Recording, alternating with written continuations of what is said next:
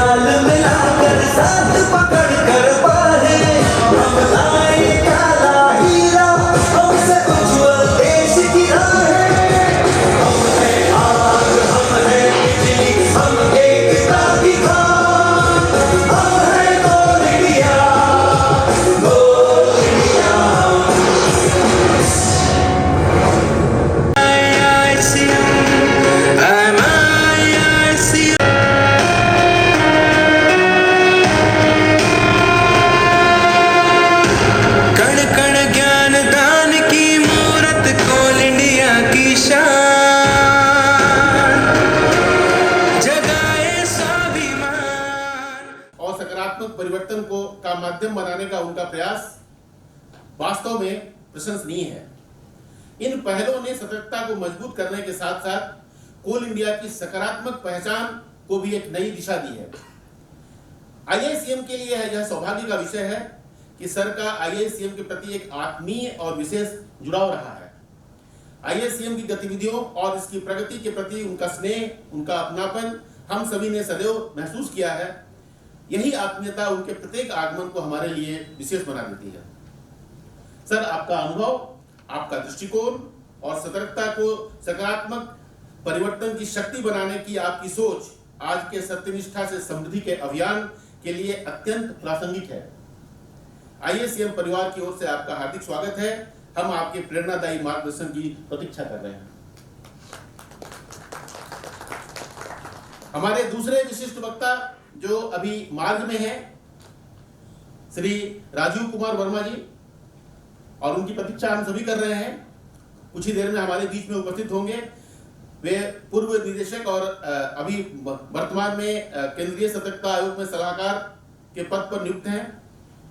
उनकी अनुपस्थिति में उनका मैं स्वागत करता हूं और उनका जो व्यापक अनुभव सतर्कता और सत्यनिष्ठा के क्षेत्र में है, उसका लाभ हमें आज के दूसरे सत्र में मिलेगा, इसकी आशा करता हूं।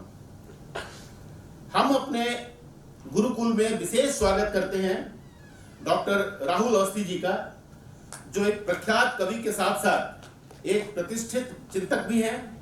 हमें विश्वास है कि आपकी रचनात्मक और संवेदनशील अभिव्यक्ति सत्यनिष्ठा और नैतिकता के इस संदेश को एक अलग और प्रभावशाली आयाम देगी। वैसे भी साहित्य के मूल में संस्कृत का सहहित शब्द है, जिसका अर्थ ही होता है कि हित के साथ, और सत्य भी हितार्थ ही होता है।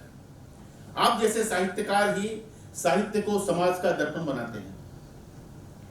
सर, आपका हमारे प्रांगण में आत्मीय स्वागत है।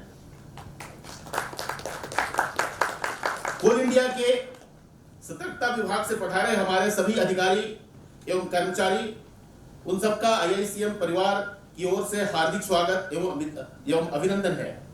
आप ही इस कार्यक्रम के सूत्रधार हैं।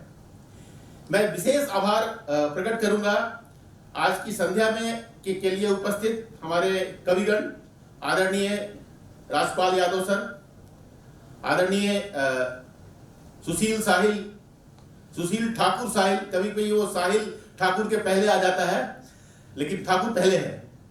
आदरणीय सुशील ठाकुर साहिल सर, आदरणीय सोनी सुगंधा जी, आदरणीय लक्ष्मी कुमार शर्मा जी, आप सभी का मैं इस आज के समारोह में हार्दिक स्वागत IICM की तरफ से करता हूं।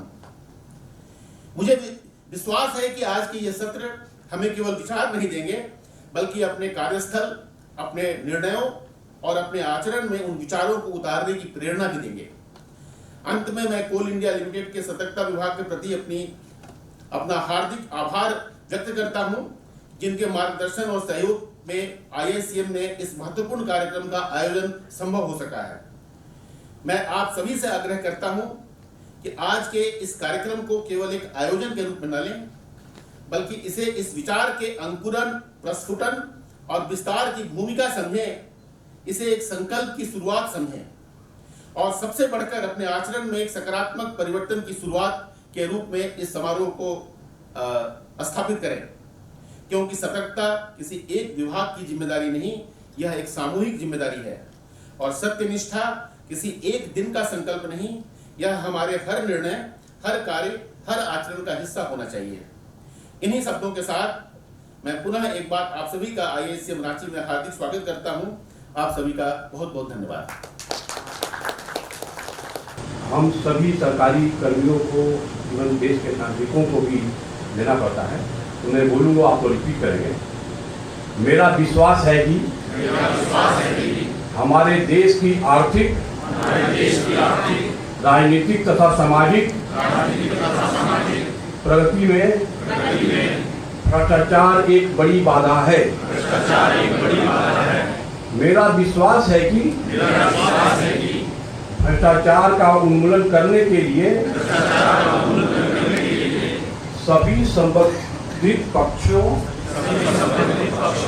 जैसे सरकार, नागरिकों तथा निजी क्षेत्रों को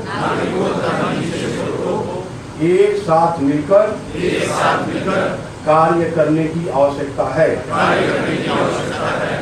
मेरा मानना है कि प्रत्येक नागरिक को सतर्क होना चाहिए तथा उसे सदैव ईमानदारी तथा सत्यनिष्ठा के उच्चतम मानकों के प्रति वचनबद्ध होना चाहिए तथा भ्रष्टाचार के विरुद्ध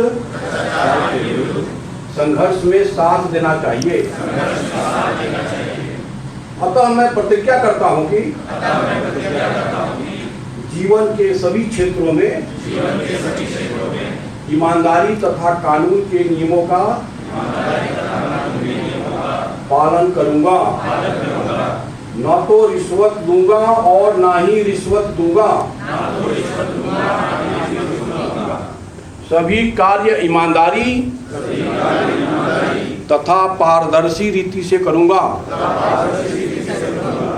जनहित में कार्य करूंगा, अपने निजी आचरण में ईमानदारी दिखाकर उदाहरण प्रस्तुत करूंगा।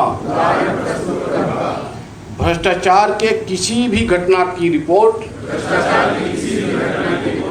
उचित एजेंसी को दूंगा। धन्यवाद। My dear management training young officers, मेरे proud and vigilant coal Indians, हमारे कोल इंडिया के भविष्य, हमारे देश के भविष्य, यहाँ जिस तरह से ओजस्वी वक्ता के रूप में इस गुरुकुल के मुखिया जिस तरह से उन्होंने अपना स्पीच दिया, ED IICM Shri OP Mishra साहब, आज हम आपसे बहुत कुछ सीखे हैं, हम उसका जिक्र करेंगे।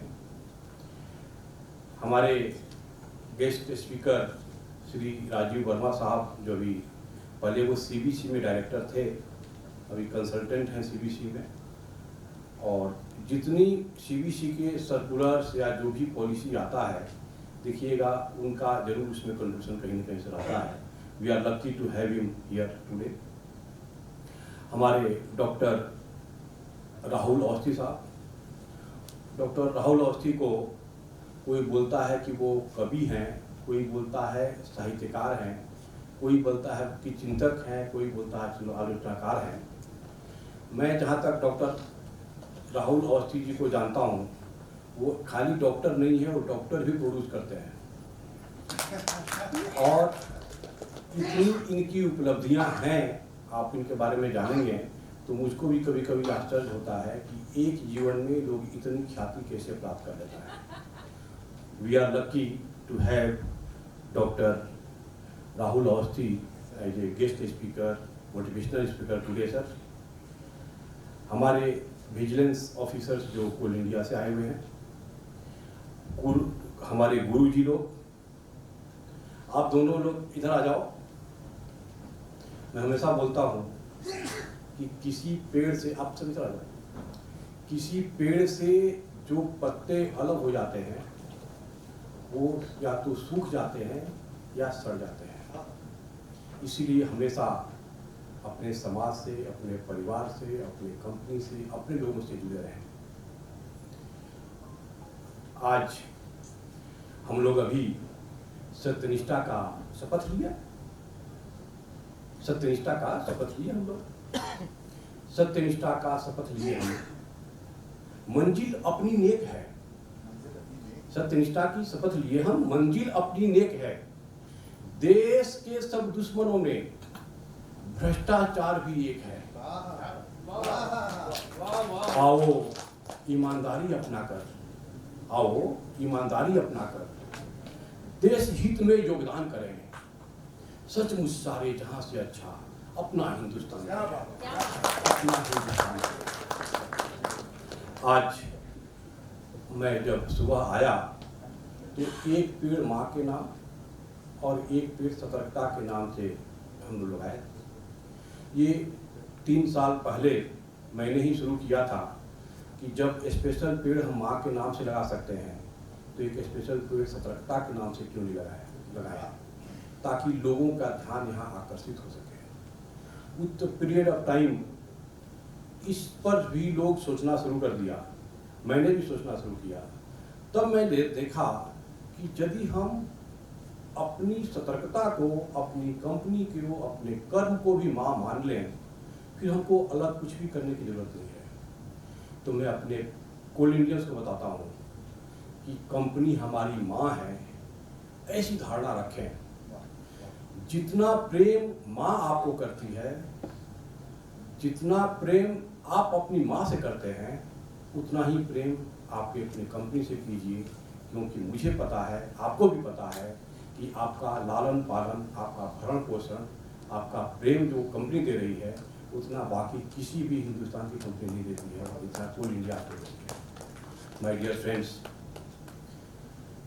मैं एक ये भी मिशन लेके चल रहा हूँ कि कंपनी हमारी माँ है, इस धारणा को लेके चले। देखिएगा, कोई भी आदमी भले कुछ भला न कर पाए अपने माँ के लिए, लेकिन बुरा तो कभी नहीं करता है। तो आइए एक इस पर भी सोचें, यदि हम कंपनी को एक माँ मान लें तो जिस तरह से माँ के एक पेड़ हम लगाते हैं, फिर अलग से हमको सतर्कता का पेड़ लगाने की जरूरत नहीं पड़ेगी। इस पर भी हम लोग बात करेंगे। उसके बाद हम लोग वाकथन किए।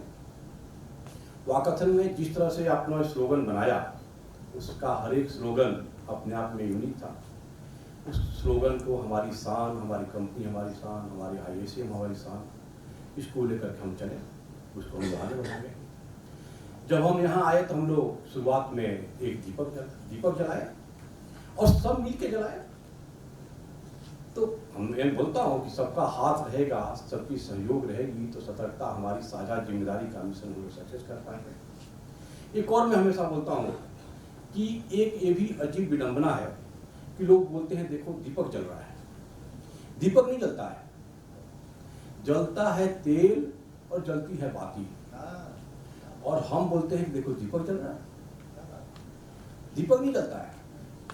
ठीक उसी तरह से आज के समय में कोल इंडिया का बहुत नाम है, आपका IICM का बहुत नाम है, कोल इंडिया का नाम है, आपके सब्सिडरी का नाम है, लेकिन काम कौन करता है?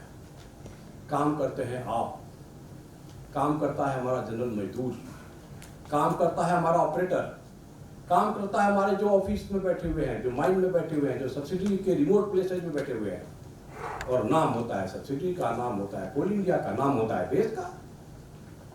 यानी यदि कोई भी नाम हो रहा है अपना कोल इंडिया का तो इसमें आपके चलते हो रहा है। इस पर भी सोचो और अपने आप पर गर्व महसूस करो। हमारे मिश्रा साहब ने IICM का जब से ED का पोस्ट संभाला है, एक कवि हैं OP मिश्रा, उन्होंने लिखा है कि यदि किसी शहर को देखना है तो सुबह में देखो, यदि किसी शहर को देखना है तो सुबह में देखो। आपके ED साहब का लिखा हुआ है, कभी सुनिएगा उनसे। उसी तरह से यदि कोल इंडिया को देखना है, कोल इंडिया के वर्किंग देखना है, कोल इंडिया के हमारे जेम को देखना है, तो आप IISM में आइए, IISM से दिखेगा कोल इंडिया क्या है।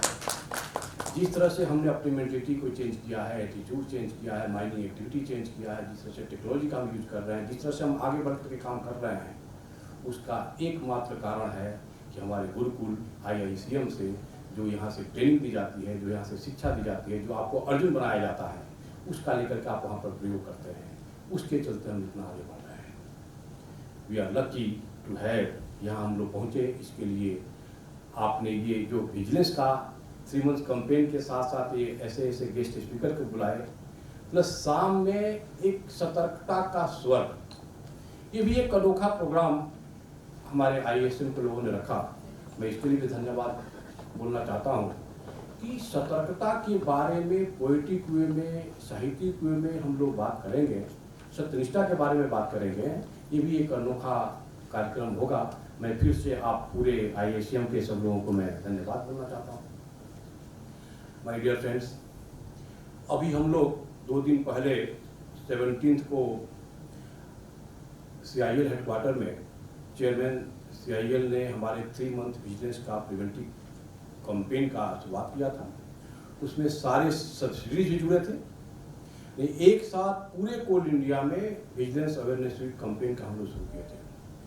ये पिछले 8-9 साल से ये 3 मंथ कैंपेन CBC ने स्टार्ट किया था। उसका पर्पस ये था कि हम और ज़्यादा अच्छा से ट्रांसपेरेंसी और ऑनेस्टी और जो मोरल वैल्यूज़ के बारे में बता सके दुनिया को। उसके ये उस पर्टिकुलर वीक मतलब जो विजिलेंस अवेयरनेस वीक बनाते हैं उसको इंक्लूड करके रखते हैं कि 3 मंथ का कैंपेन हमारा होगा।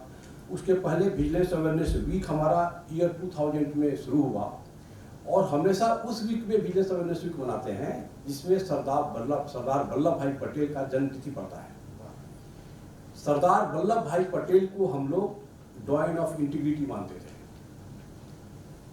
डॉयन ऑफ इंटीग्रिटी सरदार वल्लभ भाई पटेल। इंटीग्रिटी का हमें आज मिश्रा साहब एक आपने अलग डिफिनेशन सुनाया, मनसा वचसा कर्मसा, मनसा वचसा कर्मसा, यही तो डिफिनेशन है इंटीग्रिटी का। जो सोचो वही बोलो और वही करो, that is the definition of integrity. Keep your words, आप जो बोलते हैं उससे मुकरो नहीं, दिस इज इंटीग्रिटी। इंटीग्रिटी का और डिफिनेशन है कि यदि कोई नहीं देख रहा है तब भी आप कोई गलत काम नहीं कर रहे हैं, that is called integrity. Integrity का और भी डिफिनेशन है कि यदि आपके पास इजी पाथ है और उसको छोड़ करके आप कठिन पाथ अपना रहे हैं, तो दैट इज कॉल्ड इंटीग्रिटी। लेकिन मैं जो मानता हूँ, इंटीग्रिटी का डिफिनेशन वो है, इंटीग्रिटी मेरा हॉलमार्क है जो हमने अपने मम्मी पापा से सीखा है। हमने हमारे मम्मी पापा जो हमें संस्कार दिए हैं, वही मेरा हॉलमार्क है, दैट इज कॉल्ड इंटीग्रिटी। तो आज का लेक्चर में ये भी है कि हम लोग इंटीग्रिटी के बारे में बात करेंगे। इंटीग्रिटी की जब एक और इस साल का विजिलेंस अवेयरनेस वीक का थीम है सत्यनिष्ठा से समृद्धि, और अंग्रेजी का ट्रांसलेशन है probity for prosperity. Probity for prosperity. यहाँ सत्यनिष्ठा का मतलब इंडिविजुअल नहीं आता है, यहाँ सत्यनिष्ठा का मतलब आता है सबका, ग्रुप का, यानी आपके एक्शन का, कंपनी का। यहाँ मतलब कि हमारा पूरा समाज का किस तरह से वर्किंग कल्चर है, किस तरह से लोग काम कर रहे हैं, यहाँ आ जाता है। यानी यहाँ पे देखिएगा, सत्यनिष्ठा नेशन की बात नहीं कर रहा है, सत्यनिष्ठा हम अपने कंपनी के लिए भी बात कर सकते हैं। यहाँ की सत्यनिष्ठा से समृद्धि हम अपने घर की बात कर रहे हैं। यदि सत्यनिष्ठा नहीं है, प्रोबिटी नहीं है, तो हम अपने घर की सब विकास नहीं कर सकते, अपने समाज की, अपने गांव का नहीं विकास कर सकते, अपनी कंपनी का विकास नहीं कर सकते। प्रोबिटी का मतलब होता है, एक तो इंटीग्रिटी हो गया कि आपका जो अपना वैल्यू है, और प्रोबिटी का मतलब होता है कि वो आपकी जो वैल्यू है, आपकी जो स्ट्रेंथ है, आपकी जो क्वालिटीज है, आप जेम हैं, आप उसको कैसे यूज कर रहे हैं अपने वर्क में, दैट इज एप्लीकेशन। प्रोबिटी का वही होता है हमेशा ऑर्गेनाइजेशन के लिए, और इंटीग्रिटी का ये होता है पर्सनल का। इसलिए हम लोग बोलते हैं सरदार वल्लभ भाई पटेल जॉइन ऑफ इंटीग्रिटी थे। हमारा यूपीएससी को बोलते हैं वो ऑर्गेनाइजेशन ऐसा है जहां पर हम प्रोबिटी बहुत ज्यादा है। हमारे कोल इंडिया में वो प्रोबिटी बहुत ज्यादा है। इस तरह का जब ये वर्ड का यूज करते हैं, प्रोबिटी फॉर प्रोस्पेरिटी, मतलब हम अपने पूरे कोल इंडिया की बात कर रहे हैं, कंपनी की बात कर रहे हैं, अपनी सोसाइटी की बात कर रहे हैं, आईआईसीएम की बात कर रहे हैं, अपने घर परिवार की बात कर रहे हैं। इंडिविजुअल की बात यहाँ नहीं हो रही है। तो इस साल का जो थीम है, इसमें भी सोचने की बात है कि इस साल का जो सत्यनिष्ठा से समृद्धि, इसका पर्पस है कि हमारा वर्क कल्चर कैसा है, हमारा कंपनी में इथिकल बिहेवियर, इथिकल वर्किंग किस तरह से है, गवर्नेंस कैसा है, गुड गवर्नेंस कैसा है, इस पर भी बात करेंगे। और जो हमारा टॉपिक है कि vigilance, integrity and ethical governance in Coal India Limited. Coal India Limited में विजिलेंस क्या है? माय डियर फ्रेंड, मैं नवंबर 22 में ज्वाइन किया था, तो सबसे पहला नारा दिया था कि मेरा हर कोल इंडियन एक विजिलेंस ऑफिसर है।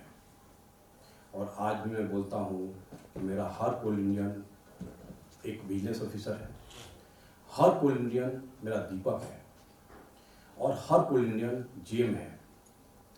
जेम का मतलब हो गया है, देखिएगा आजकल कंपटीशन इतना ज़्यादा हो गया कि सरकारी नौकरी में या पब्लिक सेक्टर में वही आ पाता है जो जीनियस है, जिसके अच्छे संस्कार मिले हैं, जो मेहनती है, जो संस्कारवान है, चरित्रवान है, जो हर तरह से परफेक्ट है, वही इस तरह के कंपटीशन में, टफ कंपटीशन में सरकारी नौकरी में आ पाएगा।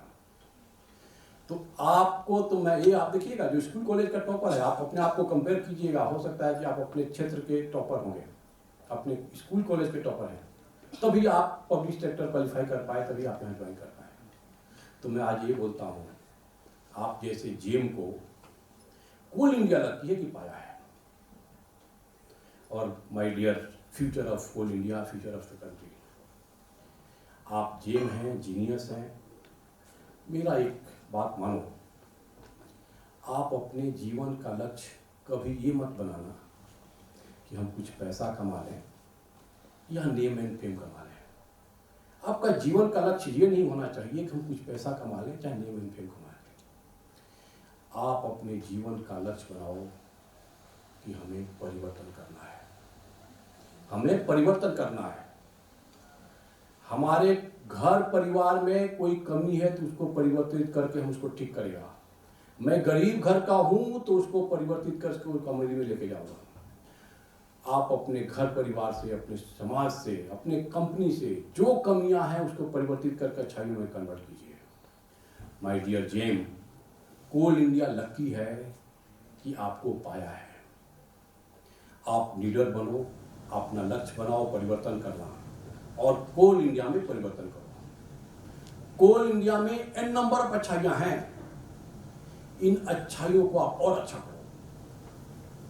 और कोल इंडिया में n नंबर ऑफ बुराइयां भी हैं, लेगेसी बुराइयां हैं, उससे टकराओ। आप जेम हैं, जीनियस हैं, लीडर हैं, आपका लक्ष्य है परिवर्तन करना।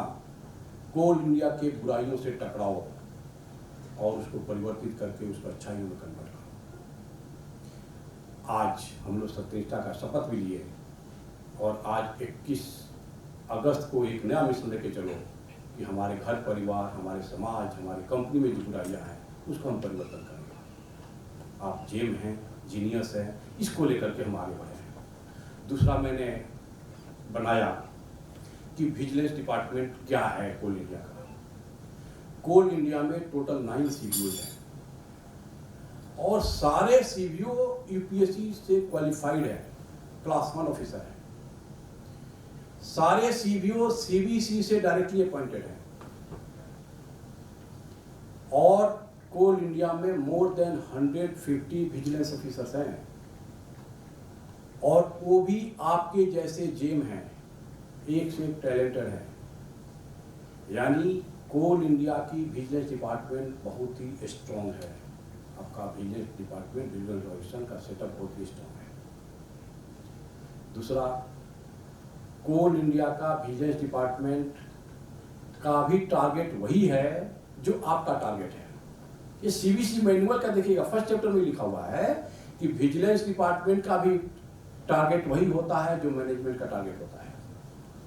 विजिलेंस का भी बॉस वही होता है जो आपका बॉस होता है। मेरा बॉस हमारे चेयरमैन CIL है, हमारे OP मिश्रा साहब का बॉस चेयरमैन CIL है, हमारे जितने आप हैं, जिसका CMD है तो आपके CBO साहब का भी बॉस देखिएगा CMD है। विजिलेंस डिपार्टमेंट भी एक डिपार्टमेंट है, जैसे आपका माइनिंग डिपार्टमेंट है, पर्सनल डिपार्टमेंट है, फाइनेंस डिपार्टमेंट है, एक्सकेवेशन डिपार्टमेंट है, इसलिए आपका विजिलेंस डिपार्टमेंट भी एक डिपार्टमेंट है। आपको बिल्कुल डरने की जरूरत नहीं है, क्योंकि आपके ही जैसे बिजनेस वाले भी हैं, आपके जैसे भी डिपार्टमेंट है।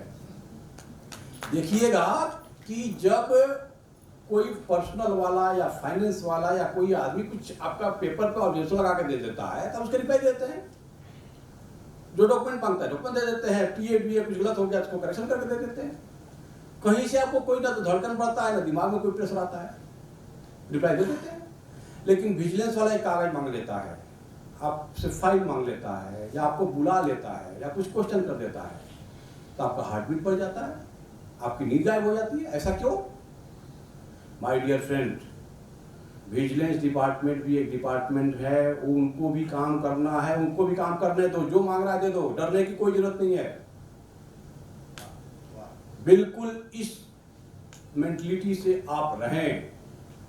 आप ये ध्यान रखें कि बाकी जैसे हमको काम करना है वैसे विजिलेंस डिपार्टमेंट का भी काम करना है।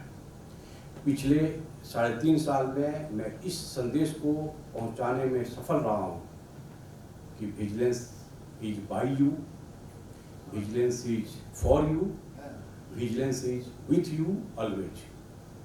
आपके चलते हैं, आपके साथ, आपके चलते हैं, आपके द्वारा है, आपके लिए है और हमेशा है। तो आप काम करें। विजिलेंस डिपार्टमेंट मैनुअल में लिखा हुआ है, विजिलेंस डिपार्टमेंट का काम नहीं है कि वो करप्शन फ्री बनाए ऑर्गेनाइजेशन को। ये ड्यूटी है उसके CEO की। मिश्रा साहब, आप यहाँ के ऑर्गेनाइजेशन के हेड हैं, ये आपकी जिम्मेदारी है कि कोल इंडिया में IICM में सब कुछ ठीक ठाक रहे। और कुछ एडमिनिस्ट्रेटिव मैटर होता है तो आपका एडमिनिस्ट्रेटिव वाले आपको हेल्प करेंगे। उसी में जब विजिलेंस वाला मैटर आता है तो उसमें विजिलेंस डिपार्टमेंट आपको हेल्प करता है। तो विजिलेंस डिपार्टमेंट अपने CEO को, अपने CMD को, अपने चेयरमैन को हेल्प करता है कि हमारे ऑर्गेनाइजेशन में कैसे वो जो करप्शन वाला मैटर आता है उसमें हेल्प करता है। और यदि कोई अनऑथराइज्ड एब्सेंट वाला हो या कोई इनडिसिप्लिन वाला केस हो, कुछ ऐसा हो तो HR डिपार्टमेंट हेल्प करता है। तो हम लोग हेल्प कर, विजिलेंस डिपार्टमेंट आपके मैनेजमेंट को हेल्प करने के लिए है। तो आपको करप्शन फ्री माहौल कैसे बने, इसको कंट्रीब्यूट करने के लिए इसमें विजिलेंस डिपार्टमेंट का योगदान होता है। और हम लोग पिछले साल एक मिशन लेके चले थे, जब कोल इंडिया का 50 साल हुआ था, कि मिशन ब्रांड CIL एट 50।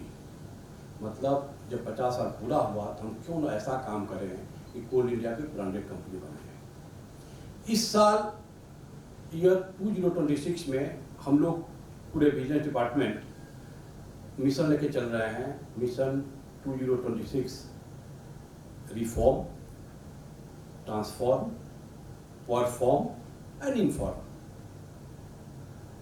मतलब हमको जो हमारे पुराने रूल्स रेगुलेशन है, जो हमको काम करने में दिक्कत कर रहे हैं, चाहे यूजलेस हैं, उनको हम चेंज करें, उनको हटाएं।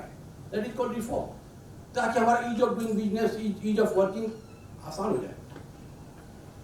ट्रांसफॉर्म, हम अपना सोच बदले, हम और अपने अंदर बदलाव लाए। और देखिएगा कुछ दिन के बाद कोयला पर हो सकता है लोगों का ऑब्जेक्शन आना शुरू हो जाएगा, तो हम अपने आप को आज ही से ट्रांसफॉर्म करना शुरू करते हैं। हम लोग ट्रांसफॉर्म कर रहे हैं। मिश्रा साहब, जैसे आपके यहाँ लोग 7 समंदर पार से आ रहे हैं, यहाँ पर लाइबेरिया से लोग आए, यहाँ ट्रेनिंग करने आए ICM में।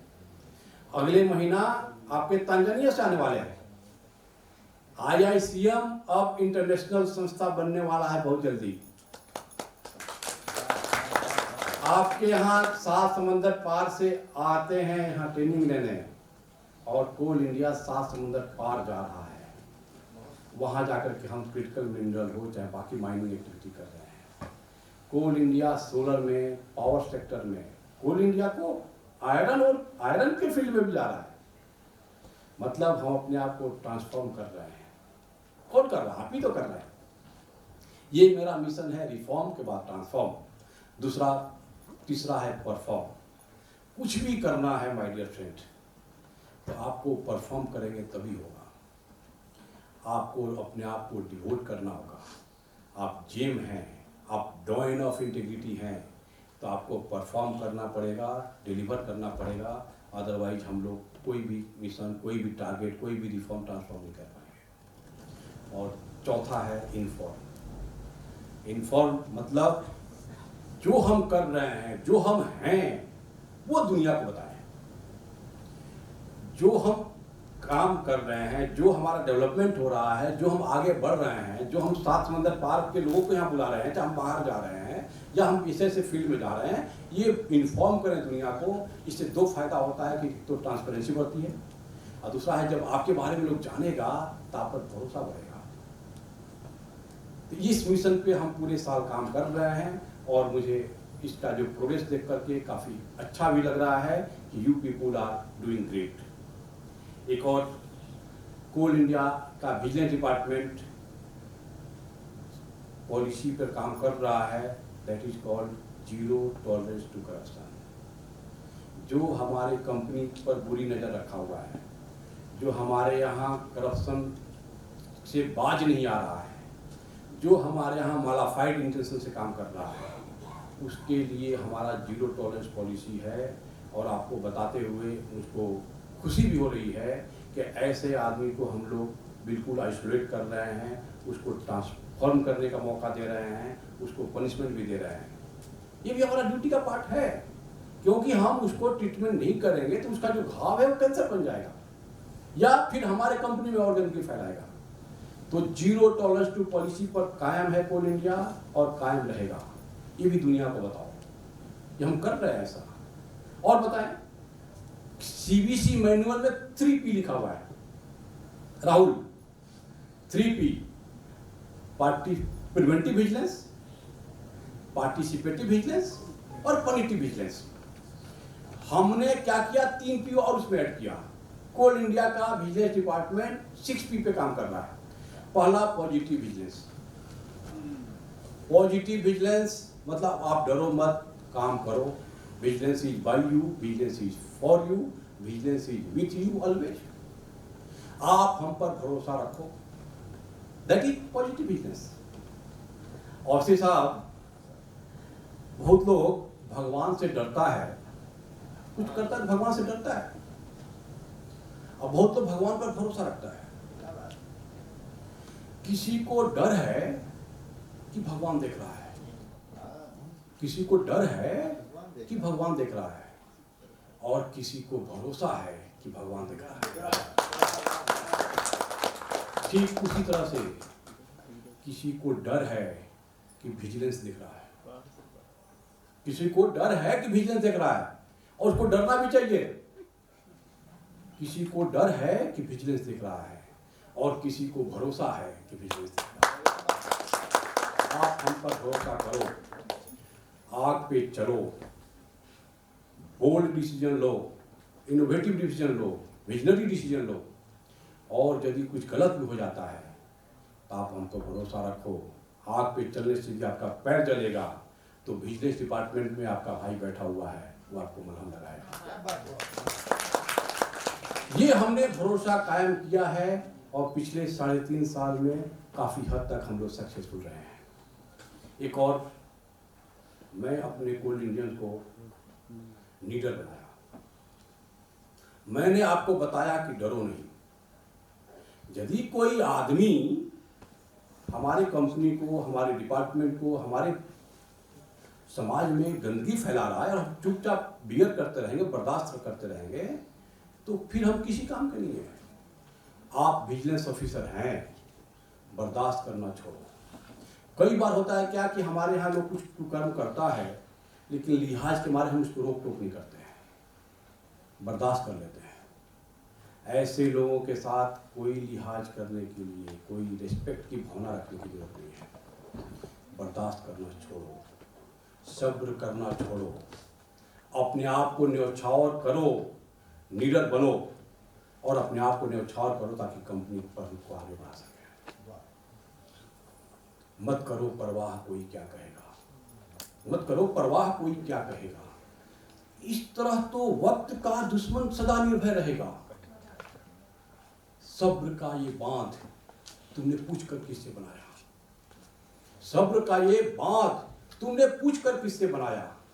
वो कौन है? वो कौन है जिसने तुझे इतना सहन करना सिखाया? तोड़ दो ये बांध, तोड़ दो ये बांध, बहने दो नदी को, दाव पे खुद को लगा के धन्य कर दो कंपनी को, धन्य कर दो। माय डियर फ्रेंड, आप विजिलेंस ऑफिसर हैं। देखिएगा, मोर देन 90%, 99% केसेज खाली रोक टोक से खत्म हो जाता है। तो रोक टोक करो, पूछताछ करो कि ये क्यों फाइल डिले हुआ, चाहे ऐसा क्यों किया, ऐसा क्यों किया। देखिएगा 99% केस ऐसे ही सॉल्व हो जाएगा। यदि नहीं मानता है तो बॉस को बताओ, तब भी नहीं मानता है तो अपने विजिलेंस डिपार्टमेंट को बताओ।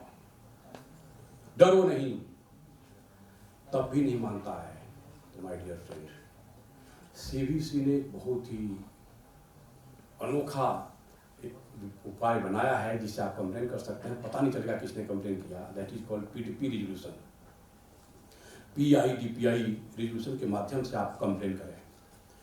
वो काफ़ी कॉन्फिडेंशियल होता है, कौन कंप्लेन किया पता नहीं चलता है। और इसको मैंने पूरे 3.5 साल खूब प्रचार प्रसार किया, और मैंने ये बताया कि पीडीपी के बदौलत, पीडीपी विजिलेंस डिपार्टमेंट का, पीडीपी कोल इंडिया के विजिलेंस डिपार्टमेंट का बहुत ही यूजफुल टूल है। तो इस टूल का भरपूर प्रयोग करें। आप लोग पीडीपी रिजोल्यूशन के माध्यम से कंप्लेन करो। वो सीधे सीवीसी को लिखा जाता है, अपना एड्रेस और मोबाइल नंबर एक जगह कहीं साइन करके रखा जाता है। वो सीवीसी उसको वेरीफाई करके अपना उसको हाइड कर देता है। कन्फ्यूजन तो पीडीपी को आप गूगल में सर्च कीजिएगा, पता चल जाएगा। और सबसे मैंने जो पाया है कि क्वालिटी ऑफ कंप्लेंट बहुत अच्छे कंप्लेंट आ रहे हैं। वो सारा डॉक्यूमेंट जो उसने गलती किया है, सारा डॉक्यूमेंट साथ लगा के आता है। यानी कभी कभी तो हमको लगता है कि उसका स्टेनोग्राफर ने कंप्लेन कर दिया, चाहे उसका कलीग ने कंप्लेन कर दिया, चाहे उसका बॉस ने कर दिया, या मंत्रालय से कंप्लेन आ गया। इस तरह के डॉक्यूमेंट, इस तरह के क्वालिटी कंप्लेन आते हैं। अब मुझको क्या फायदा होता है, क्योंकि सारा डॉक्यूमेंट उसमें रहता है और सीवीसी ऑलरेडी वेरीफाई करके रखता है, उसको बाकी कोई डरने की जरूरत नहीं है, बाकी कोई डॉक्यूमेंट मांगने की कई बार जरूरत नहीं पड़ती है। तो हमारा इन्वेस्टिगेशन जल्दी से कंप्लीट हो जाता है। और ऐसे ऐसे चीज़ों को साहब को नहीं पता कि कब वो कागज साइन किए और हमारे पास पड़ा हुआ है। मतलब पीडीपी का मैं जितना प्रचार प्रसार करता हूँ वो भ्रष्टाचारियों का उतना ही नींद खराब होती है। हम लोग बचपन में पढ़ते थे हनुमान चालीसा का, भूत पिशाच निकट नहीं आवे, महावीर जब नाम चला। और एक और देखिएगा, पिछले साल मई में ब्रह्मोस से पाकिस्तान जितना डरता है, ठीक उसी तरह से ये पीडीपी से भ्रष्टाचारी डरता है। तो पीडीपी का पूरा प्रचार प्रसार करिए, सीखिए और सिखाइए। कोई जरूरी नहीं कि आप ही कंप्लेन करें, आपका घर वाला, आपका गांव वाला, आपका सोसाइटी वाला भी कंप्लेन कर सकता है। उसका रूल देख लीजिएगा, सर्टेन रूल है तभी पीडीपी रजिस्टर होगा, वरना रजिस्टर नहीं होगा। तो इसका भी मैंने खूब प्रचार किया और यदि हमको इसके रिजल्ट अच्छे रिजल्ट आ रहे हैं। कई बार हमको, आई एम सॉरी टू से, स्ट्रिक्ट होना पड़ता है, नहीं तो हम अपने कर्म से या अपने कंपनी के लिए मैं भला नहीं कर पाऊंगा। एक और देखिएगा, पॉजिटिव बिजनेस के बाद था प्रोएक्टिव बिजनेस। प्रोएक्टिव बिजनेस मतलब इसके कोई कंप्लेन आएगा तब हम काम करेगा, ऐसा नहीं है। इसके पहले कि कोई कंप्लेन आए हम खुद जाते हैं और जाकर को क्रैक कर लेते हैं। हम लोग सरप्राइज इंस्पेक्शन करते हैं। हर सीबीओ हर वीक में 3 सरप्राइज इंस्पेक्शन करता है, चाहे वो माइन में जाए, चाहे ऑफिस में जाए, चाहे फाइल लेना हो, चाहे आईटी से रिलेटेड जो डॉक्यूमेंट लेना हो, चाहे आईटी का जो इंस्पेक्शन करना हो। हमारे विजिलेंस ऑफिसर्स हर सप्ताह में 3 सरप्राइज इंस्पेक्शन करते हैं। लास्ट 2 ईयर्स में हम लोगों ने मोर देन 2000 सरप्राइज इंस्पेक्शन किए। और सरप्राइज इंस्पेक्शन में ऑब्वियस है कि देखिएगा, जब विजिलेंस वालों का मूवमेंट माइंड में, ऑफिस में, एरिया में जब ज़्यादा होगा तो सामने वाला पर भरोसा बढ़ेगा। ये दिमाग से निकाल दे कि विजिलेंस वाला आ रहा है तो फॉल्ट फाइंडिंग करेगा।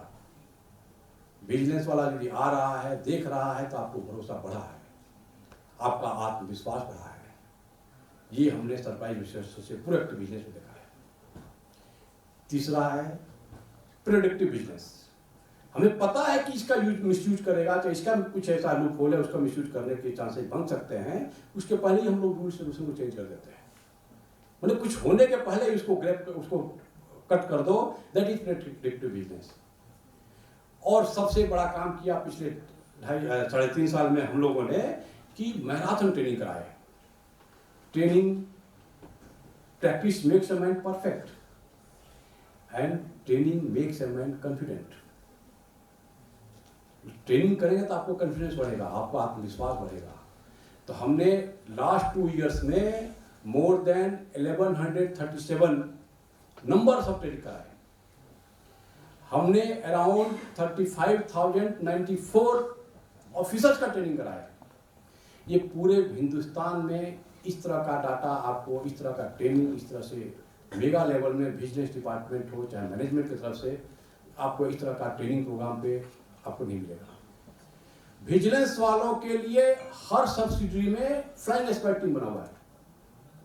सीआईएल में भी है, सब्सिडरी में भी है। तो फ्लाइंग स्क्वाड जाता है माइन में जाकर के, उनका हर एक मैंने बनाया, उसका पैनल बनाया है, 40-45 लोगों का हर एक एक्सपर्ट है वेटरनरी डिपार्टमेंट का।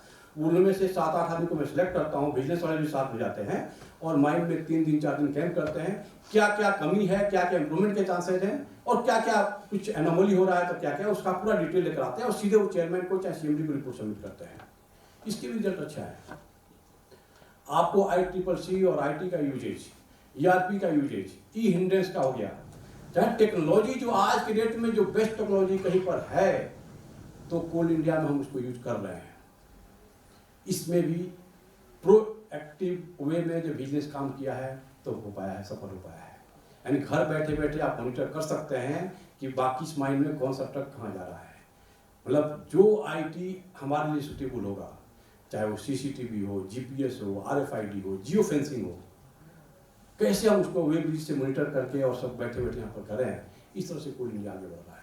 अभी तो हम लोग ड्रोन का भी यूज करना शुरू कर दिए हैं और बाकी लोकल स्टेट गवर्नमेंट के साथ भी कोऑर्डिनेट करके बाकी जो हमारा मेजर इशूज है उसको भी अटैक करना शुरू कर दिए हैं।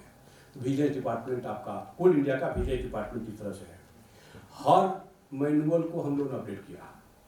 मिश्रा साहब, आपको फिर मैं धन्यवाद बोलना चाहता हूँ कि 2022 के जुलाई में DOE ने अपना सारे मैनुअल अपडेट कर दिए और हमको बोले कि आप भी अपना मैनुअल को अपडेट कर दो। माय डियर फ्रेंड्स, मुझको बताते हुए खुशी हो रही है कि CIL one of the first company था जो अपना सारा मैनुअल अपडेट कर लिया। और चाहे वो CMC मैनुअल हो, माइनिंग के लिए हो, सिविल मैनुअल का हो, चाहे प्रोक्योरमेंट का मैनुअल हो, इवन फाइनेंस मैनुअल जो 48 ईयर से अपडेटेड नहीं था, उसको भी हम लोगों ने अपडेट किया। तो मैराथन ट्रेनिंग का सीरीज वही सा है। जब बिजनेस हम लोग चेक करना शुरू किए तो देख रहे हैं कि अरे ये तो फिर गलती कर रहा है, पुराना मैनुअल को फॉलो कर रहा है। तो जो सारा मैनुअल आप चेंज कर देंगे, उसको परकुलेट नहीं होगा नीचे तक, तो गलती होगा ही होगा। तो उसी में हम सारे बिजनेस वाले बैठ करके जो मैराथन ट्रेनिंग का हमने सीरीज लाया था, क्योंकि मैनुअल सारा अपडेट कर दिए हैं, तो हमको नीचे तक ट्रेनिंग जाना है, तो उसको लोग ट्रेनिंग भी कराया। और एक और बताऊँ मैं, विजिलेंस डिपार्टमेंट अपना मोर देन 90% एनर्जी लगाता है लूप होल को सर्च करने में और लूप होल को प्लग करने में, यानी सिस्टम इम्प्रूवमेंट में। पूरे कोल इंडिया में हर साल more than 200 numbers of system improvement हम इशू करते हैं। जो भी मैनुअल SOP में हमारा लूप होल है, उसको हम मैनेजमेंट को बताते हैं सिस्टम इम्प्रूवमेंट को सजेस्ट करने के लिए, और उसी को कंसिडर करते हुए वो मैनुअल को अपडेट कर लेता है, चाहे SOP को अपना रिवाइज कर लेता है। एक और बता दूं, कोल इंडिया का विजिलेंस डिपार्टमेंट हर साल लगभग 4000 कंप्लेंट्स डील करता है, 4000। और आई एम सॉरी टू से, इसमें लगभग 200 आदमी को हमें पनिशमेंट देना पड़ता है। ऐसे सिस्टम में हमारे हैं जिनको हमें लाल पे नहीं चलाएंगे तो उनको इसे सुधरने वाले नहीं हैं। और इसका रिजल्ट क्या है? हमने एक और मिशन लिया था कि कोल इंडिया को न केवल मूल्यवान कंपनी बल्कि मूल्यों पर आधारित कंपनी भी बनाना है। मतलब कोई आदमी खाली धनी हो गया और उसका चरित्र नहीं हो तो किसी काम का नहीं है। तो कोल इंडिया का देखिएगा, पिछले 3 साल से हम टॉप 10 प्रॉफिटेबल कंपनी में आ रहे हैं। मैंने चेयरमैन साहब से पूछा कि सर इसके पहले हम लोग काफ़ी नीचे थे, अभी कैसा हो गया? अब नहीं, वो हमारे जो कोल इंडियंस आए हैं ना, उनका आत्मविश्वास बढ़ा है। आत्मविश्वास कहाँ से बढ़ा है? यही से तो बढ़ता है। जब आप ट्रेंड होते हैं तो आप कॉन्फिडेंट होते हैं, और जब कॉन्फिडेंट नॉलेजेबल होंगे तो आपका आत्मविश्वास बढ़ेगा, काम करने में कोई डर नहीं रहेगा। मैं बोलता हूँ, पहले हम लोग बचपन में पढ़ते थे कि नास्तिक उसको बोलते हैं जिसको ईश्वर पर भरोसा ना हो। नास्तिक उसको बोलते हैं जिसको ईश्वर पर भरोसा ना हो। इसको मैं थोड़ा चेंज कर दिया। नास्तिक उसको बोलते हैं जिसको खुद पर भरोसा ना हो। मतलब आपको यदि खुद पर भरोसा नहीं है तो आप नास्तिक हैं। तो मैंने ये प्रण लिया कि मेरा कोई भी इंडियन, किसी भी कोई इंडियन के अंदर नास्तिकता ना बची रहे, हमको ऐसा काम करना है। तो हमने थोक भाव में, हर कोने में, हर सब्सिडी में, हर इवन माइन में भी हम लोगों ने मैराथन ट्रेनिंग किए, और उसका रिजल्ट आया है कि हमारा 2022-23 21-22 में हमारा प्रॉफिट था 17,000 करोड़ रुपीज। 17,000 करोड़ की प्रॉफिट था कोल इंडिया का। 22-23 में हो गया 28,000 करोड़ रुपीज। उसके अगले साल हो गया प्रॉफिट 35,000 करोड़ रुपीज। उसके अगले साल हो गया था 34,000 करोड़ रुपीज। इस साल जो मार्च खत्म हुआ उसमें कोल इंडिया का प्रॉफिट है 31,000 करोड़ रुपीज। लगातार 3 साल से हम लोग टॉप 10 प्रॉफिटेबल कंपनी में आ रहे हैं इंडिया में। तो संतोष हमारे फाइनेंस ऑफिसर हैं, इसका ही दावा करते हैं कि हम कहाँ पर अभी पहुंच रहे हैं, कहाँ जा रहे हैं। जब IPO इशू हुआ BCCL का और CMPTI का, जितना हमने मांगा था उससे कई गुना ज्यादा हमको मिला, यानी आपका पब्लिक पे ट्रस्ट बढ़ा है। आपका देखिएगा जेम नया शुरू हुआ था आज से लगभग 3 साल पहले। मैं मानता था कि आप जेम है, आप तो टेंडर कर ही लोगे। पहला साल 2022-23 में टारगेट दिया गया था 10,000 करोड़ रुपीज का। 10,000 करोड़ रुपीज का ही केवल टारगेट था, कोल इंडिया को दिया गया था, और कुछ नहीं कर पाया। कारण क्या था? केवल आप कर पाए थे 3,400 crore rupees only. 3,400 crore rupees target था 10,000 करोड़ रुपीज का, आप फेल कर गए। उसका मैंने रिसर्च किया, क्यों नहीं कर पा रहा है, क्यों नहीं करना चाहता है, क्या कारण क्या है। उसमें जेम के भी बहुत इशू थे, जेम के बारे में हमको पता नहीं था।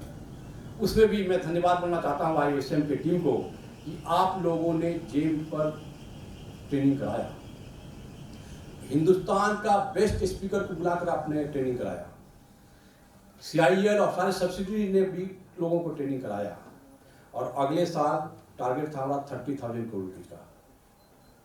और पता है 30,000 करोड़ रुपीज़ का टारगेट था, और आपने कितने का जेम का टेंडर किया? 1 लाख करोड़ रुपीज़ का। पिछले साल जो 10,000 आप पूरा नहीं कर पाए थे, 3400 पर अटक गए थे, इस साल आपने 30,000 करोड़ का 99,000 समथिंग करोड़ रुपीज़ का आपने टेंडर किया, पूरे हिंदुस्तान में सबसे ज़्यादा। इवन जेम वाले भी आश्चर्यचकित थे कि इतना ज़्यादा टेंडर कर कैसे लिया।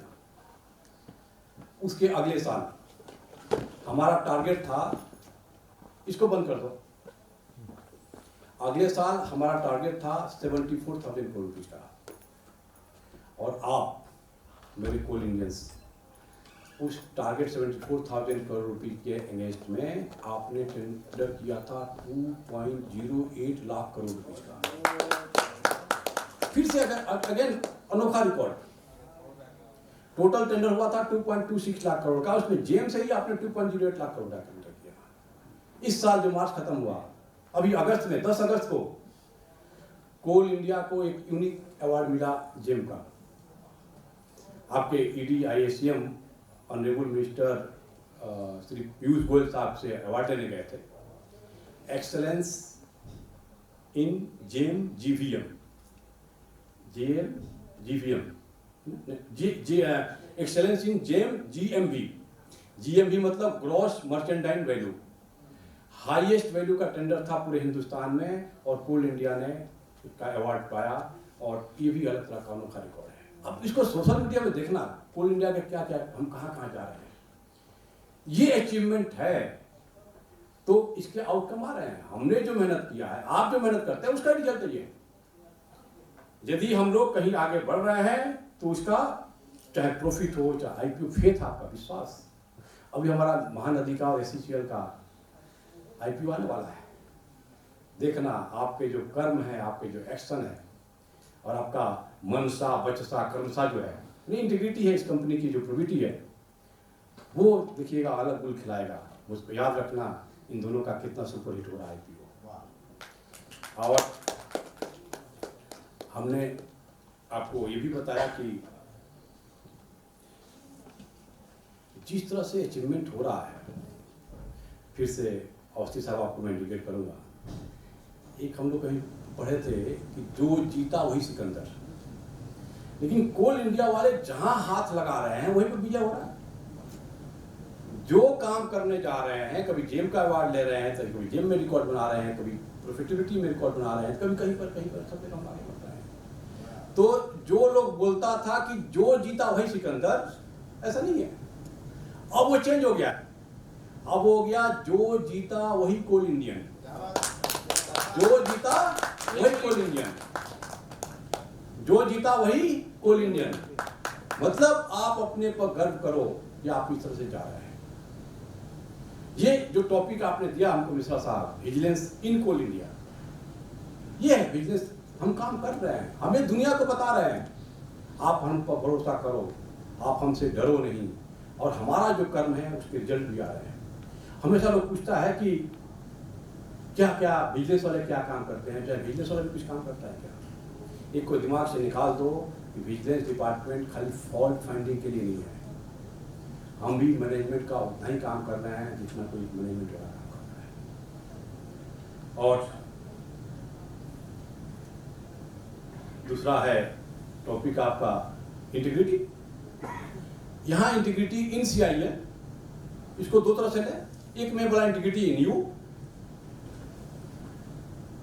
आपकी ईमानदारी, आप जेम हैं, आपके संस्कार अच्छे मिले हैं, तो आप अपने कर्म, आप बिजनेस ऑफिसर हैं तो आप अपने कर्म को इस तरह से रखिए। इंटीग्रिटी का जब डिफिनेशन में अभी जो जमाना चल रहा है उसको मैं देखा, फिर मैं एक कविता पढ़ दूं कि मतलब जमाने के हिसाब से देखिए कि हम इतना अच्छा संस्कार लेकर आए हैं, प्लस फिर भी हम क्यों भावनाओं में बह जाते हैं। न जाने क्या पढ़ा लिखा, न जाने क्या पढ़ा लिखा, क्यों रोज रोज स्कूल गए, और भौतिकता की आंधी में हम नैतिकता को भूल गए। नैतिकता को नहीं निभाएंगे तो फिर आपका जीवन का सफलता का कामना न करें। माय डियर फ्रेंड, इसमें इंटीग्रिटी की जब बात आती है तो मैंने बताया यदि इजी पाथ है उसको छोड़ करके यदि आप कठिन पाथ ले रहे हैं, that is also a definition of integrity. मैं अभी कलकत्ता से आया हूँ, बंगाल से आया हूँ। वो नेताजी सुभाष चंद्र बोस की धरती रही है। मेरा मानना है कि नेताजी सुभाष चंद्र बोस इंटीग्रिटी के सबसे परफेक्ट एग्जाम्पल थे। वो आदमी highly genius, class 4th 5th में पढ़ते थे तभी उनके पिताजी बोले थे कि तुम ICS बनना। उस समय IAS सिविल सर्विस के एग्जाम को ICS बोलते थे। वो लड़का इतना जीनियस था, जोश जुनून वाला था, पढ़ाई किया और इंग्लैंड में जाकर के वो ICS बन गए। उनका 4th रैंक आया था। मतलब ऐसा जीनियस लड़का था। जब वहां से यहाँ आ रहे थे वो, तो बॉम्बे में जब जहां से उतर रहे थे देखे कि मुझको देखने के लिए इतने लोग खड़े हैं। उन्होंने बोला कैसा क्यों खड़े? मैं ICS बना, वो तो मेरा पर्सनल अचीवमेंट है, इनको क्या मतलब? तो हजारों की संख्या में जब भीड़ से देखे जहाज से, तभी उनके दिमाग में परिवर्तन का आया। मैं बोलता हूँ अपना परिवर्तन लक्ष्य बनाए कि जो मेरा पर्सनल अचीवमेंट पे लोग इतना हमको देखने आ रहे हैं तो मैं इनके लिए काम करूंगा, देश के लिए काम करेगा तो कितना होगा। वो आए, उनके पिताजी की इच्छा थी कि बेटा ICS बनेगा। वो अपने पिताजी के चरणों पर उस सर्टिफिकेट को रखे और बोले कि हमको ICS नहीं बना। उन्होंने रिजाइन कर दिया और उस समय महात्मा गांधी का साथ उन्होंने दिया, कांग्रेस ज्वाइन कर लिए ताकि अंग्रेजों को हटा सके। फिर कांग्रेस जब ज्वाइन किए वहां पर भरपूर मेहनत किए, इतना मेहनत किए कि he was president of Congress in 1938। अब वो टॉप पोस्ट पर थे और जो उनकी इमेज थी, जो उनका कर्म था, जब देश आजाद होता तो वो फ्यूचर प्राइम मिनिस्टर भी थे। लेकिन कुछ अपना मटाव रहा होगा, चाहे सिचुएशन रहा होगा, चाहे जो भी पार्टी की पॉलिसी रही होगी, उन्होंने देखा कि हम इतना नहीं कर पा रहे हैं, मेरा लक्ष्य पूरा नहीं हो पा रहा है। फिर उन्होंने ऐसे आसान पथ, देखिए उसमें ICS की नौकरी भी आसान था, राजा वाले थी, और कांग्रेस का अध्यक्ष बन गए तो भी राजा वाला पद था। उन्होंने रिजाइन कर दिया, पीक पर पहुंचे और रिजाइन कर दिए और उन्होंने आजाद हिंद फौज बनाया। और आप पढ़िएगा उन्होंने क्या क्या नहीं किया कि अंग्रेजों को हम दांत खट्टे करें उनको। तो वो परफेक्ट एग्जाम्पल है मैन ऑफ इंटीग्रिटी का, कोई लालच नहीं। आप देखिएगा ध्यान से, केवल 2 ही आदमी हैं, एक नेताजी सुभाष चंद्र बोस, एक हमारे भगत सिंह साहब। इनके इंटीग्रिटी पे, इनके एक्शन पे, इनके मनसा बचसा क्रमसा पे कोई क्वेश्चन नहीं करता है। एक उदाहरण है हनुमान जी। हनुमान जी पे कोई क्वेश्चन नहीं करता है। राम पे लोग क्वेश्चन कर दिया था, भगवान राम पे लोग क्वेश्चन किया था, लेकिन हनुमान जी पे कोई क्वेश्चन नहीं किया था। मतलब हो गया कि हमको मैन ऑफ इंटीग्रिटी बनना है, मैन ऑफ इंटीग्रिटी बनना है। मैं बोलता हूँ इंटीग्रिटी का मतलब होता है, हमारे पटेल साहब को मैन ऑफ इंटीग्रिटी बोला जाता है। उनका जो उन्होंने नेशनल को इंटीग्रेशन कराया था, जो जिस भाषा में समझेगा उसको समझाएगा। वो हैदराबाद के जो निजाम थे उनको कैसे उन्होंने समझाया वो भी देख लीजिएगा। हमको लक्ष्य पूरा करने के लिए जो करना है करेगा, दैट इज माई इंटीग्रिटी। मैं बोलता हूं कि don't read only the line, read in between the line. और समय ये भी आ गया है कि रीड बियॉन्ड द लाइन। यदि हम खाली वो लाइन है, जो रूल्स रेगुलेशन है, उसको खाली पढ़ेगा तो हम कुछ नहीं कर सकता है। उस लाइन्स के बीच में भी पढ़ें क्या मतलब हुआ, और जरूरत पड़े तो अपना सोच ऐसा रखें कि हम उसके बियॉन्ड जाएं। लेकिन हमारा लक्ष्य ऐसा होना चाहिए कि मेरा पूरा होना चाहिए, किसी आदमी में मेरा मन ऐसा होना चाहिए कि हमको लक्ष्य पूरा करना है तो करना है। एक और, आपको रूल के हिसाब से काम करना पड़ेगा। यदि कोई रूल नहीं फॉलो कर रहे हैं, नहीं आपको पसंद नहीं आ रहा है, तब भी आपको रूल के हिसाब से काम करना पड़ेगा। दैट इज इथिकल वे में। हम लोग सरकारी आदमी हैं, पब्लिक मनी खर्च करते हैं, तो हम लोग रूल्स रेगुलेशन से, कंपनी के रूल से बंधे हुए हैं, उससे ज़्यादा हम लोग नहीं कर सकते हैं। लेकिन आपको कोई रूल लाइक नहीं करते आप, तब भी आपको उसी रूल के हिसाब से काम करना है और उसको चेंज करने के लिए आपको और मेहनत करना पड़ेगा। If you don't like a rule, follow the rule and go on the top and change the rule. यदि आपके अंदर इतना होना चाहिए कि हम उसको बदलने के लिए हम उस जगह पर पहुंचेगा, तो इस तरह से आप काम करेंगे तभी हो पाएगा। एक और रूल के चक्कर में रहेंगे तो हमारा काम नहीं होगा, ये भी है। तो पुरानी मान्यताओं पे, पुराने रूल रेगुलेशन पर नहीं जाए। एक जब इंटीग्रिटी की बात आती है तो ये भी आता है कि हमारा क्या ट्रेडिशन क्या है। हमारे कोल इंडिया के बहुत सारे लिगेसी वाला चला आ रहा है, तो यदि लिगेसी बोलता है नहीं करना है तो एक मैं कहानी सुनाऊं, यहाँ मैडम लोग भी हैं।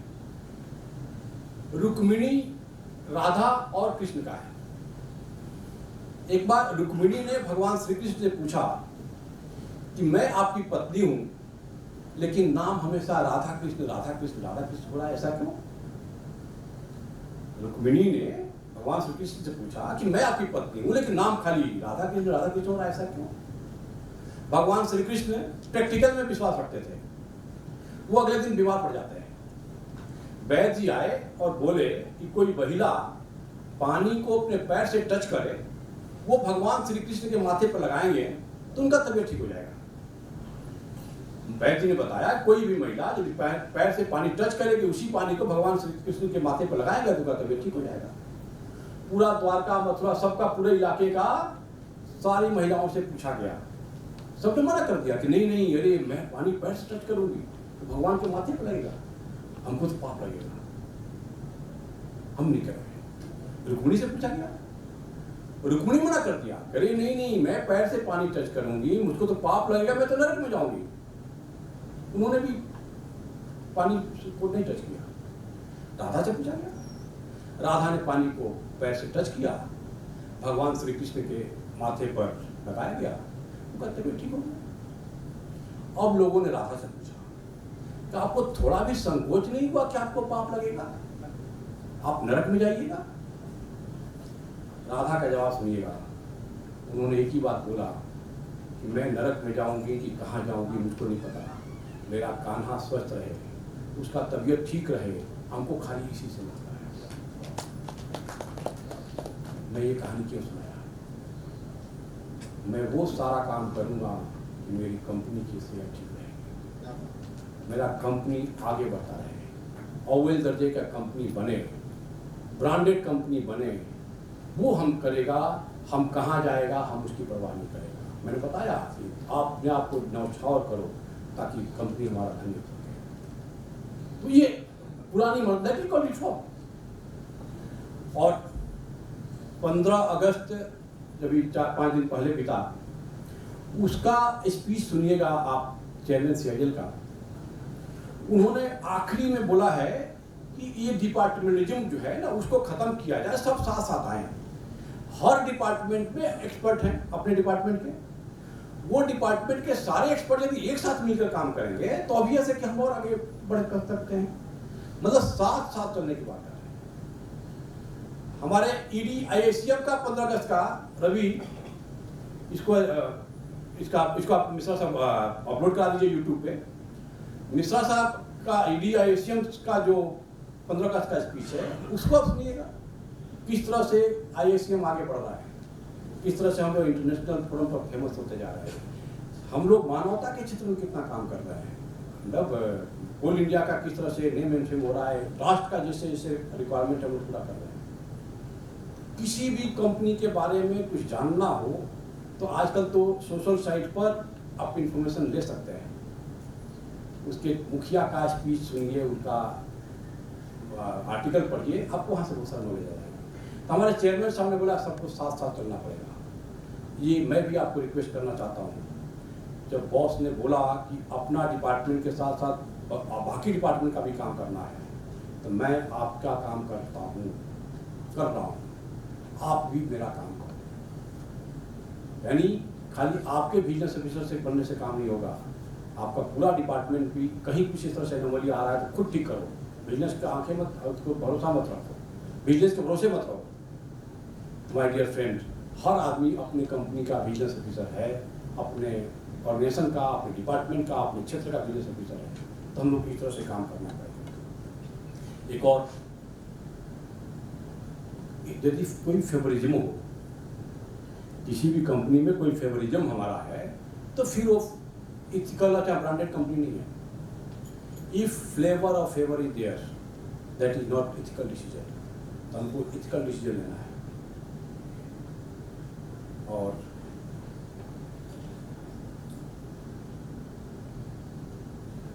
लास्ट में मैं आज के दिन ये भी बोलूँगा कि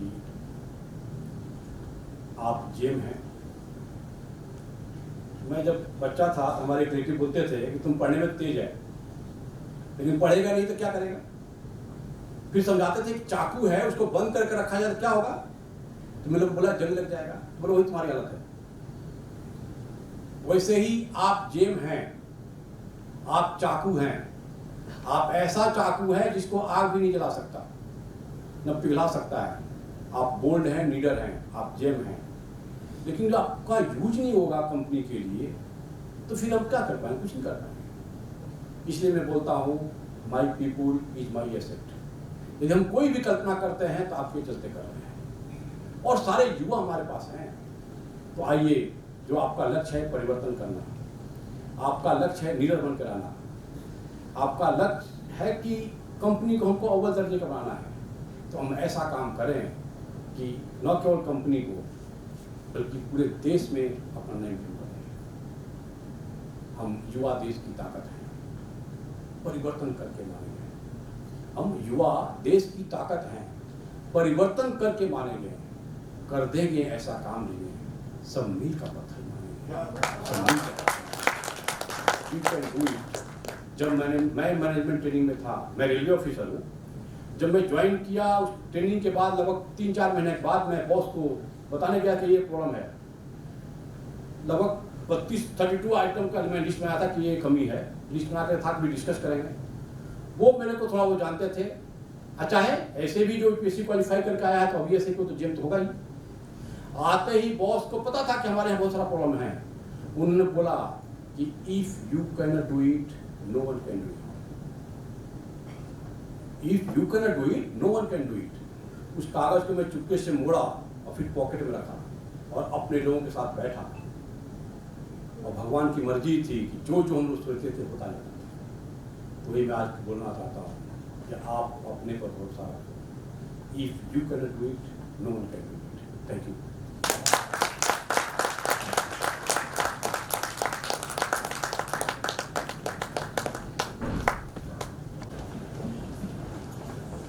ये इंटीग्रिटी प्रॉमिस है, जो इंटीग्रिटी प्लेस से बिल्कुल अलग है।